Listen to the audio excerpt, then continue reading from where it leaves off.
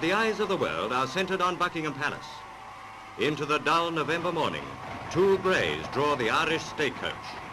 Inside, Her Royal Highness Princess Elizabeth and her father.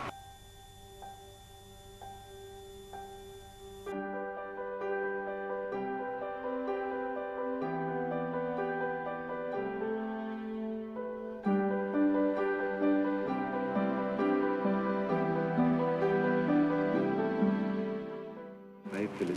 I, Philip. Take thee, Elizabeth Alexandra Mary. Take thee, Elizabeth Alexandra Mary. To my wedded wife. To my wedded wife.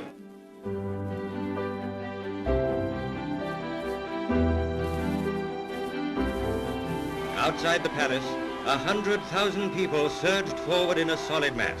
Again and again the people called for Elizabeth and Philip. Again and again they joyfully responded.